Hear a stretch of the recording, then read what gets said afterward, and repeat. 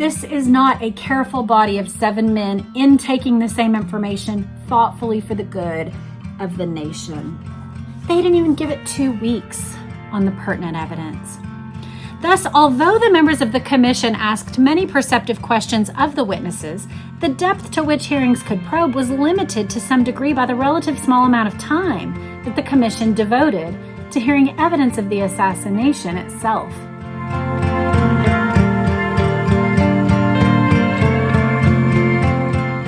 Hello and welcome back to my channel. And if you're new, then welcome. I'm Jess, Connell, and I would love to earn your subscription. Well, we are at least several dozen, I think this is episode 40, but at least several dozen episodes into our historical and literary walkthrough of the JFK assassination. And we started out with some of the preparatory information that got us in the historical context and with the pre-happenings that are documented in literature before the assassination. We walked through the actual events, eyewitnesses, ballistics, timeline, all sorts of information that is documented. And now we have looked at the after effects and are moving into the Warren Commission. That's what we're going to be talking about today, is the actual hearings and writing of the Warren Commission report. Now, when we talk about the Warren Commission, if you missed it, you'll want to go back 2 episodes to the time when we set up the actual 7 men who were selected to be on the Warren Commission and where each one of them fell in regard to things like the single bullet theory. So if you missed that one, that's a critical episode to understand the framework of why the commission was set up and how they had some conflicting goals to find all the facts on the one hand, yes, and also to tamp down the rumors and stories and potential scandals that could exist if America was proven to be a banana republic that had then had a government coup. So those 2 goals obviously stand in contrast, and that reading brought out which one was actually the priority. In our last episode, we talked through some of the witnesses that were not called. Today, we're going to be getting into what the actual commission hearings were like and understanding how the report was written. Before we get into that, I want to make sure that you know about the conferences that are happening in November. As I've mentioned to you before, I will be speaking at the JFK Historical Group conference on Thursday, and I would love to see you there. There are packages available. If you follow the link in the show notes, you can find out what you need to be at that conference. If you plan to attend JFK Lancer, I have a 10% off discount code that you may wish to use. It's JFK10. So that could get you off of whichever package you choose. So check those out. I hope to see you or meet you at one of those. And I'm really looking forward to learning a lot. I know there is so much more that I have to learn. One of the reasons why we're doing this particular walkthrough is that, well, one reason is I have had some very generous individuals who have shipped individual packages. One man shipped me 3 boxes from his Kennedy assassination literature library that he had collected over decades. One woman named Anne sent me her copies of the 26-volume set of the Warren Commission hearings and evidence. So grateful for that. I'm still looking through and reading through various investigations and questionings that they did. So I have used this as an opportunity to familiarize myself and hopefully you with a wide breadth of JFK assassination literature. But also we are trying to get our feet on solid ground of the kinds of facts where we can rest our knowledge of the JFK assassination. So trying not to get into the weeds of, was this person on the 6th floor? Could this person have been contacted prior to the assassination? We're not trying to get into the weeds of various tendrils of conspiracy thought. What we are actually trying to do is just look at the facts, familiarize ourselves with them, and move forward with that information. So today we are looking at what did the commission hearings actually look like when those 7 men of the Warren Commission sat down together. Number one, did they sit down together often as an entire group? And is it what we are picturing? I can tell you what I would have pictured prior to doing the readings about the Warren Commission. Here's what I pictured. I pictured 7 men either at like a circular table, like a little, raised platform, kind of like what you see at like a Dallas City Council type meeting where maybe they're in a little arch and then people are coming and testifying and there's maybe, a few dozen or 100 spectators able to hear, with bated breath what's happening in these hearings.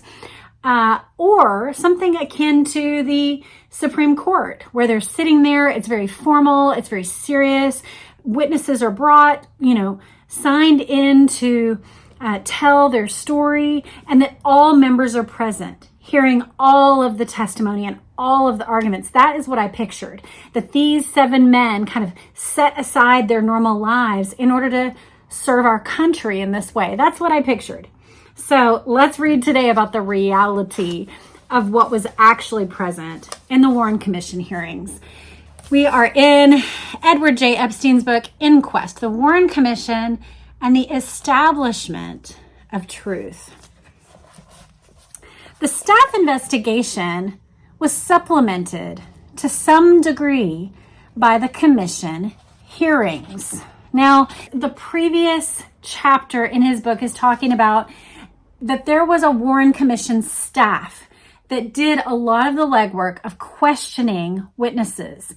So when we're told there were 552 witnesses that testified, that sounds very robust. That sounds like, wow, what a wonderful amount of witnesses. I'm so glad that Chief Warren and Allen Dulles and our former President Gerald Ford and Boggs and these other men all sat and listened to 552 witnesses. Wow. No. The staff investigation was the bulk of that. Only 94 of the 552 witnesses testified at the commission hearings. The other witnesses either were questioned by staff lawyers in the course of their field investigations or submitted affidavits. So what that means is out of 552 witnesses, which sounds so robust, that all of those witnesses are being led in front of this great group of men who are sitting at the dais. No. What actually happened, most of them were questioned by lawyers. We have heard from multiple witnesses, like Jean Hill in some of our other readings. We've heard from multiple witnesses who said that they were essentially intimidated, told only to answer the questions that were asked, told not to deviate, not to add any information. Imagine that. You observed the killing of a president or some significant detail about it.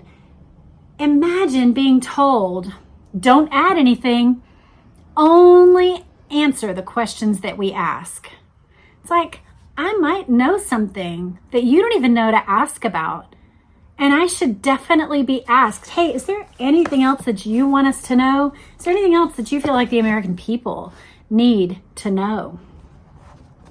So only 94 of the 552 witnesses testified at commission hearings. All the rest either were interviewed by lawyers or just submitted a paper, an affidavit that said, here's my basic story. In all, the commission held 49 days of hearings. So I'm picturing 10 months of thorough, dogged, bone-wearying work, soul-crushing in a way. You're imagining the weight of the world on these men's shoulders, that they would be hearing these horrible, tragic details and trying to make sense of it for the good of the American people. They met 49 times. I mean, I can tell y'all, the average school year, I believe something around 200 days just in a school year of here's what a kid needs to know in 3rd grade. He's going to get that over 180 or 210, somewhere in there, days of school. This is a quarter of that. Let's keep reading. I'm already mad. This was just an average of 7 hearings per month. Commission hearings, however, so we've just talked about 49 days of hearings. So we're picturing, okay. So it wasn't 10 months, it was 49 days. Okay, but 49 days of those 7 men sitting at the front having, all day hearings of real individuals. Probably, what do you think you could get through? 50, 100 in those 49 days? Okay. Commission hearings were defined by the presence of one or more members of the commission. So if even one guy is there, that's one of those 49 days. With one exception, the hearings were closed to the public, so nobody's hearing this stuff. The witnesses had the right to be advised by counsel, but few availed themselves of this right. Most of the hearings were held in the commission's offices in Washington, although on 2 occasions they were held in Texas. Most of the basic evidence was introduced into the record at such hearings. So 49 days of one or more commission members present, and the hearings were closed to the public. Although these hearings served to substantiate and formalize the findings of the investigation, they produced little, if any, new evidence of consequence. As Commissioner Ford wrote, that would be Gerald Ford, our future president, there were no startling developments, no sudden turns of evidence that opened up truths previously unperceived. Possibly no new evidence or truths came to light because all the significant facts were already known. There were, however, other possible reasons why the commission hearings did not uncover new evidence on the assassination. First of all, only a minor portion of the hearings was devoted to testimony relating to the assassination itself.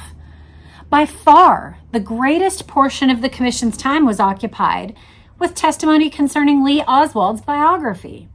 The hearings began and ended with the testimony of Marina Oswald, and it accounted for more than 12% of the total commission hearings. Although Marina might possibly have cast light on Oswald's prior movements and motives, she seemed to have no direct knowledge of the assassination itself. The testimony of Oswald's mother and brother, neither of whom had seen Oswald for more than a year prior to the assassination, accounted for another 14% of the hearings. Another 13% was spent on the testimony of the people with whom the Oswalds had resided at one time or another.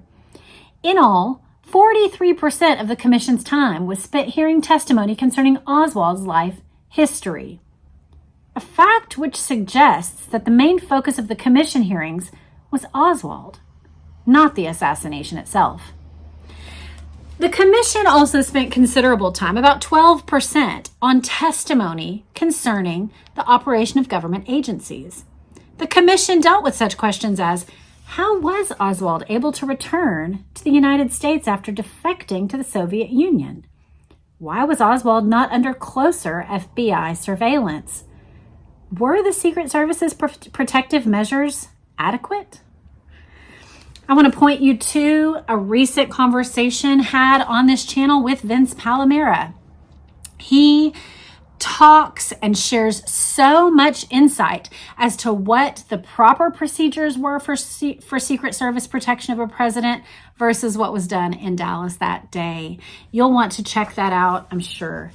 A number of prominent witnesses, such as Secretary of State Dean Rusk, Secretary of the Treasury Douglas Dillon, FBI Director J. Edgar Hoover, and Director of Central Intelligence John McCone, testified on the procedures of their agencies. Although the inclusion of these notable witnesses gave stature and importance to the commission's investigation, it did not serve to reveal any new facts about the assassination itself. The commission also spent considerable time on other peripheral problems, such as methods of Dallas police, activities of Jack Ruby, and anti-Kennedy advertisements. The commission was obliged to explore all these matters because they might possibly have been connected with the assassination, but these explorations left little time for testimony concerning the assassination itself. Thus, less than 1/3 of the commission hearings, about 81 hours out of a total of 244, dealt with the pertinent facts of the assassination, the source of the shots, the identity of the assassin, and Oswald's movements on the day of the assassination. So it's saying out of 49 days, they had 244 hours. Okay, y'all, this means that in 49 days of hearings, which already felt like an abysmally small amount of time, the average length of those 49 days was less than 5 hours of testimony given.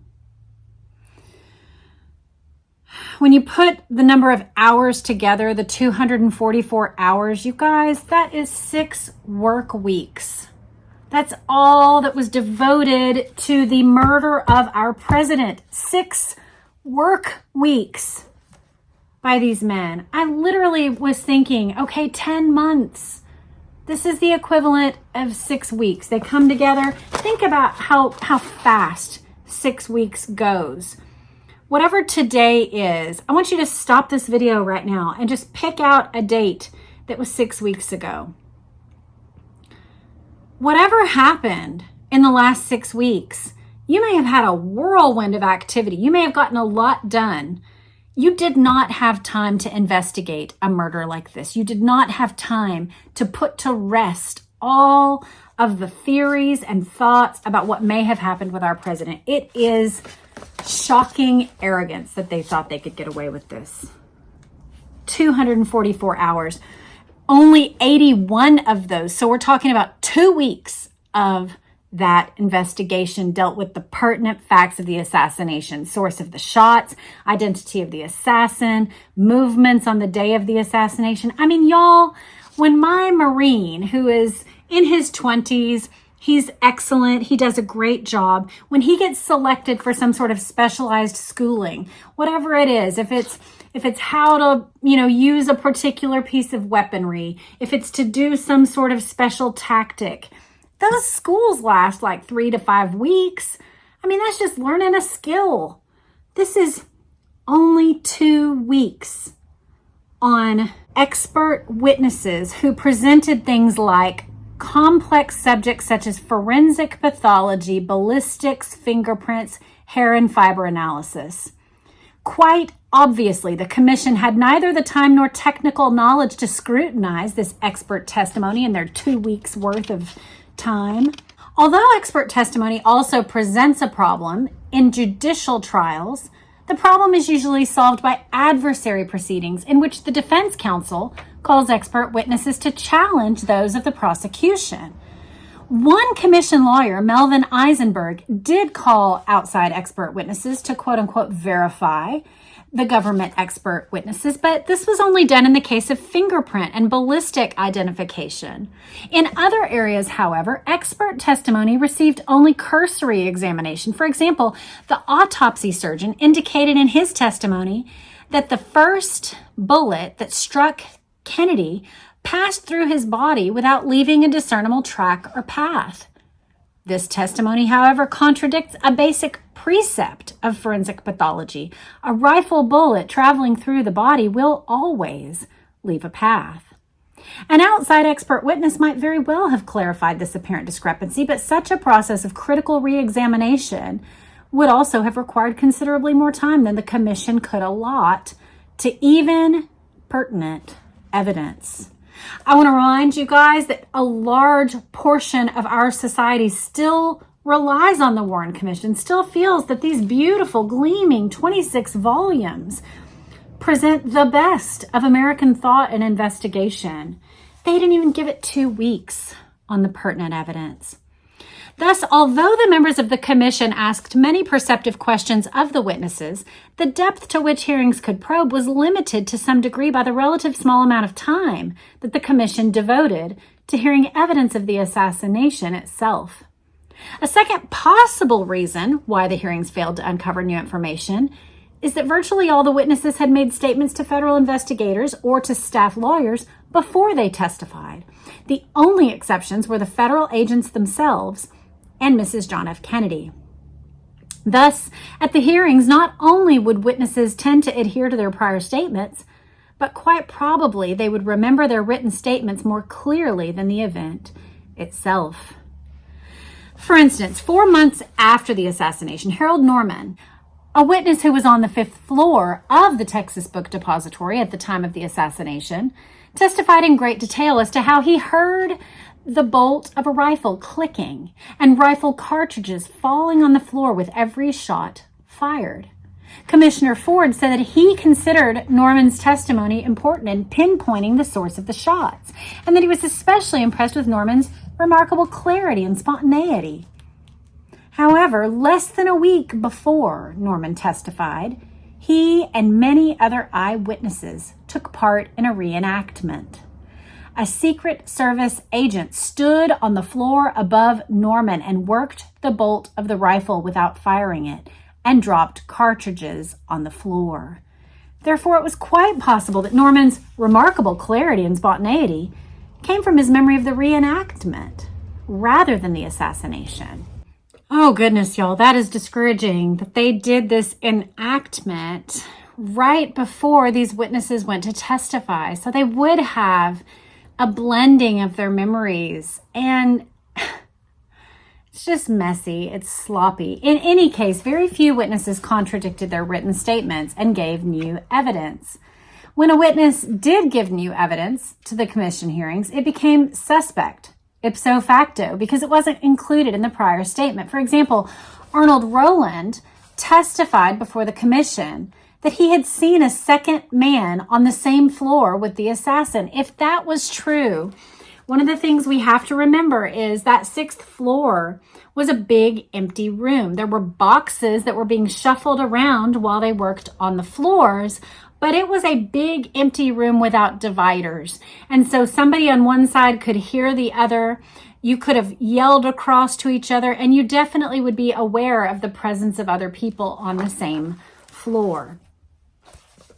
So Rowland says he saw a second man. The commission rejected this portion of his testimony, partly because of, quote, Rowland's failure to report his story despite several interviews until his appearance before the commission. It will be recalled that Rowland insisted he did mention this fact to FBI agents, but that they were only interested in whether or not he could positively identify the assassin. So put yourself in the role of this man, Arnold Rowland. You saw 2 men on the 6th floor. You tell this to FBI agents and they say, okay, but what do you know? Tell us everything you can remember about the man who you actually saw that was there in the window that was the assassin. That's who we need to hear about. So you give everything about your information. Then the Warren Commission comes and gets some sort of testimony, and it's a relatively quick, fast-paced whatever. You submit your stuff. Maybe you withhold certain things because you've been instructed to. Maybe you would withhold certain things because you think, you know what? I'm going to keep the most important things for the men who are actually doing the investigation. I want to make sure that this information gets into the hands of the people who can know best what to do with it. For whatever reason, you said it to the FBI agents, you said it to the commission. But because you didn't mention it in whatever statements were between those 2 events, it's all thrown out. By judging the testimony of witnesses by the standard of prior statements, the commission virtually precluded the possibility that new evidence would arise, right? Some of the staff lawyers thought the commission hearings were a joke. Liebler said that most of the commissioners were absent most of the time, and that they would stop in for a few minutes, ask a question which blew the lawyer's entire line of questioning, and then rush out to make a quorum or something. Ball said that he spent considerable time talking to an empty room. Oh my goodness, you guys. Like, here you have a guy breezing in to ask a quick question before he has to go make quorum in Congress. Quorum is when a certain number of congressmen or senators have to be present in order for a vote to pass. And so sometimes in Congress, they're playing games with quorum. They're either avoiding the floor so that a vote can't be held, or they're hurrying to get there because something that their party wants is going to be voted on. And so they have to hurry. But we're talking about, these 49 days where somebody was present. And sometimes that one person who was present was a guy running in to ask a question or two and then running out to make quorum. This is not a thoughtful body of 7 men who are intaking the same information and making credible determinations and looking across the table at each other and going, wait a second, this relates back to that guy we heard 3 days ago. Maybe we should call him back in and get a little more information. They're not doing that. One guy's here in one part, another guy's here in a different part. They're trying to speed read through notes while they're making quorum and doing other jobs and probably seeking re-election. This is not a careful body of 7 men intaking the same information thoughtfully for the good of the nation. Anything I thought it was, it's not. It's worse than what we could imagine. Although the staff no doubt tended to exaggerate the commissioner's absenteeism, the attendance records of the commission show that most of the commissioners were present for only a minor portion of the hearings.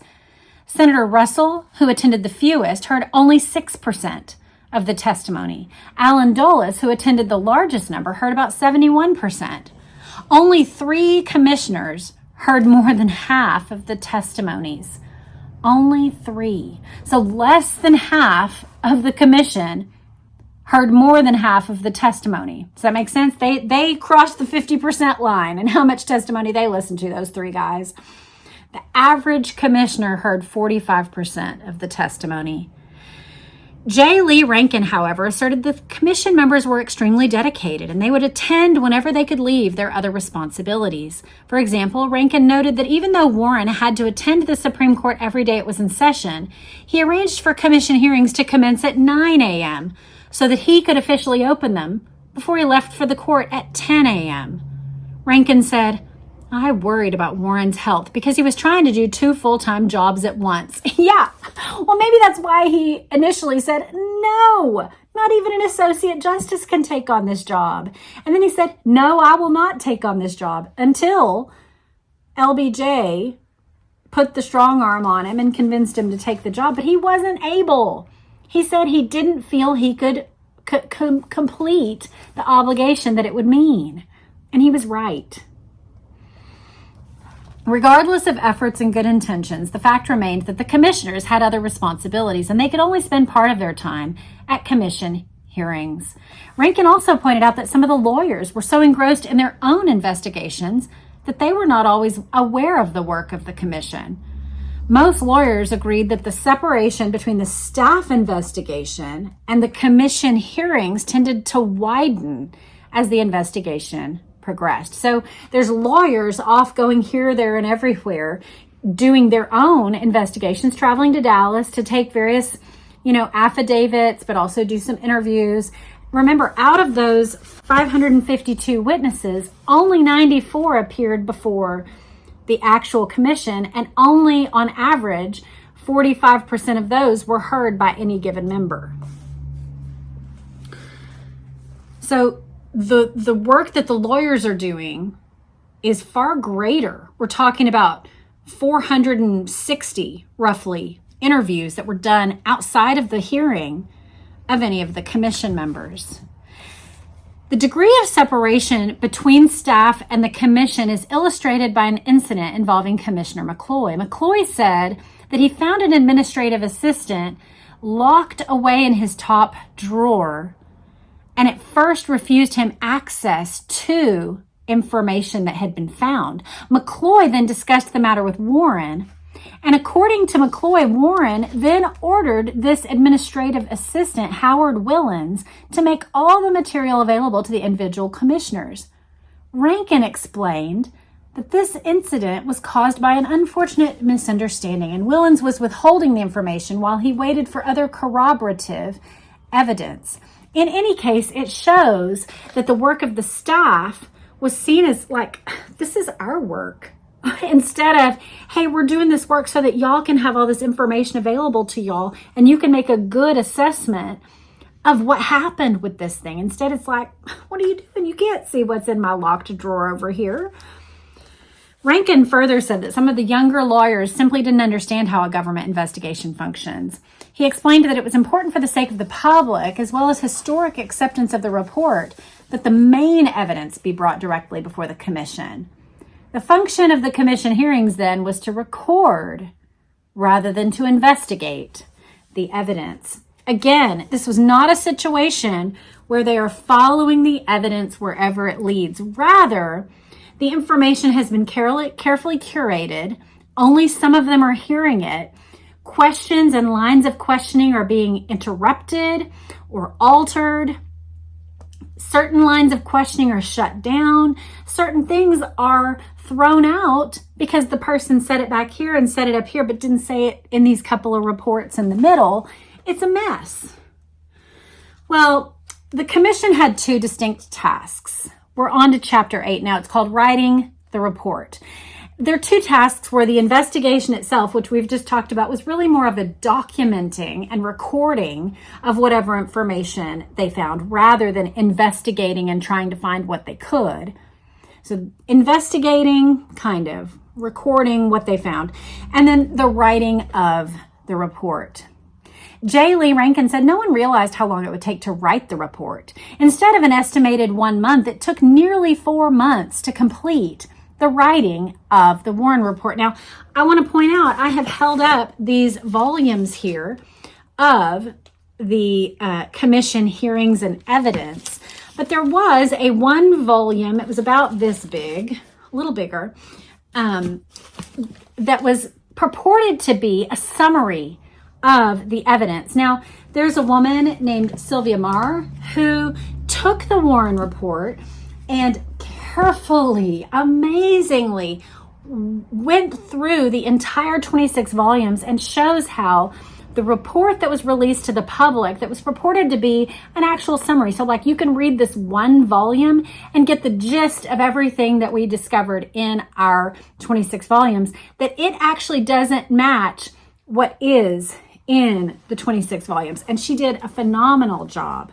She spent years of her life doing it. But he says no one knew how long it would take. It actually took 4 months to complete the writing of the report. The original plan was for each team of lawyers to write a chapter about its own investigative area and for all teams to submit their chapters to the commission by June 1st. However, most of the lawyers hadn't even completed their field investigations by June. Therefore, to expedite the process, Rankin appointed 3 men and himself as a re-editing committee. One of them was assigned editorial responsibility for the first 4 chapters, another for the next 3 chapters, another for the 8th and final chapter, and Rankin was an intermediary between the commission and the staff that was writing the report. The first 4 chapters concerned the assassination itself. Chapter 1 was a brief 17-page summary of the event, which Redlich wrote himself. The second chapter was a detailed narrative of the assassination. Arlen Specter and others made contributions. The third was the basic facts of the assassination. This chapter was originally written by Specter and submitted by the June deadline. However, a basic premise of that chapter was that the president and Governor Connell were hit by the same bullet. That's the magic bullet theory. When the commission refused to accept this premise, the chapter had to be substantially rewritten. The 4th chapter, which Redlich thought was the crucial chapter, dealt with the evidence identifying the assassin as Lee Harvey Oswald. This chapter was originally written by Ball and Bellin, but in late June, the re-editing committee of those 4 that we talked about rejected the chapter as totally inadequate. So then Redlich undertook to rewrite this chapter himself.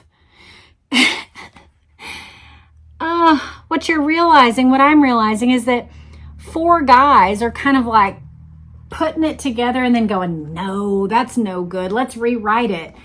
You've got 4 people authoring and misrepresenting what these 7 supposedly did. But what we've just heard is that they didn't actually do it. It was really more like a team of dozens that were running around getting these various pieces of evidence, and they're trying to weave a narrative together, these 4 men, in the writing. The next 3 chapters dealt with peripheral events, Oswald's death, Jack Ruby, etc.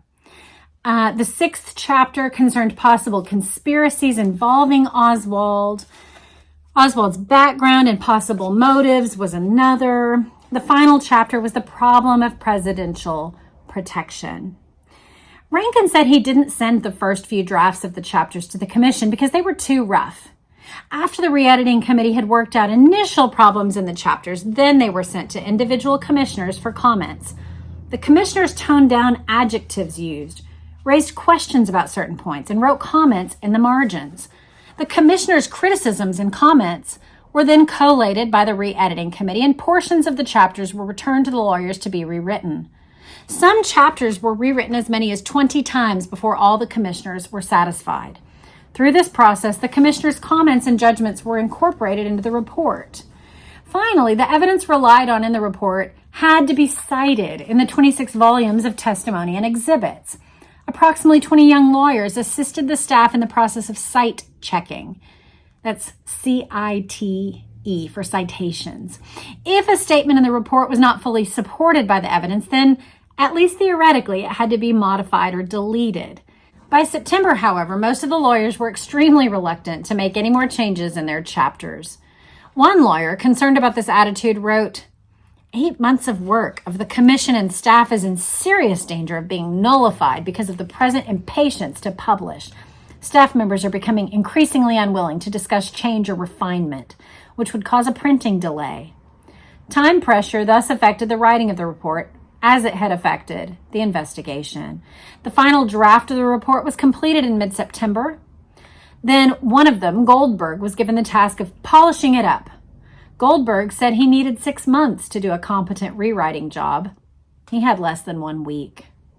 The Warren Report, a 469-page document supplemented by 18 appendices, was finally made public on September 28, 1964.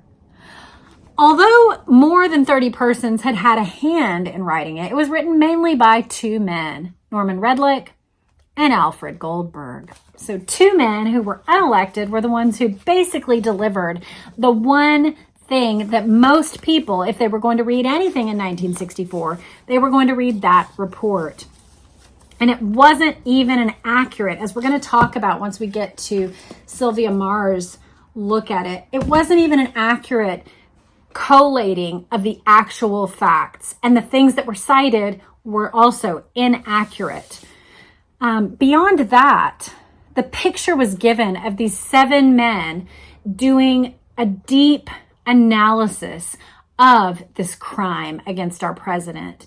And my understanding, which we didn't get into in this reading, is that multiple of them thought that there should be a contrasting view similar to how a Supreme Court justice, if there's a case that has the 9 Supreme Court justices and 6 of them are on the side of affirming and 3 are negating whatever case has been brought, that they will have a contrasting summary, that there will be a minority view that's written by one of those justices that's on the negative view that didn't win, right? They thought that on things like the single bullet theory and others, Hale Boggs and others, thought there should be a contrasting view.